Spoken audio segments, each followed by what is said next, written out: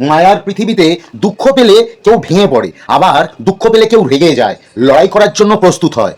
আবার দেখা যায় কিছু মানুষ থাকে যারা দুঃখকে হাতিয়ার বানায় এবং জীবনে জয়লাভ করে। অর্থাৎ দুঃখ তোমাকে জেতাতেও পারে, তোমার সর্বনাশও ডেকে আনতে পারে। তাই যদি কখনো দুঃখ পাও, একটা কাজ করবে, খোলা আকাশের নিচে গিয়ে দাঁড়াবে। দেখবে দিনের বেলায় তুমি বেশিক্ষণ দেখতে পারছো না, কিন্তু এই আকাশ তো বিশাল, তাও আমি তাকিয়ে থাকতে পারছি না কেন দিনের বেলায়? দুঃখটাও এরকম, তোমাকে ধৈর্য ধরতে হবে, রাতের অপেক্ষা করতে হবে।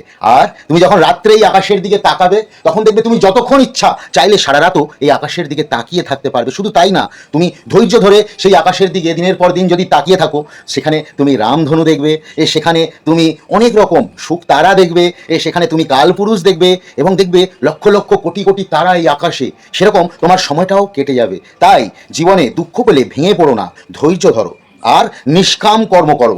এরকম কর্ম, লক্ষ্য স্থির করে স্থিরভাবে সেই কর্মটা নিষ্কামভাবে করে যাও, জয়লাভ তোমার জন্যই অপেক্ষা করছে। তাই দুঃখকে হাতিয়ার বানাও, দুঃখে ভেঙে পড়ো না। দুঃখ পেলে কোনো ব্যক্তির সাথে লড়াইয়ে সংঘাতে জড়িয়ে পড়ো না এবং নিজেকে হারতে দিও না। জেতার জন্য মানব জীবন পেয়েছো, তাই স্থির থাকো, ধৈর্য ধরো, লক্ষ্যকে স্থির করো, নিষ্কাম কর্ম করো, জয়লাভ অবশ্যই পাবে।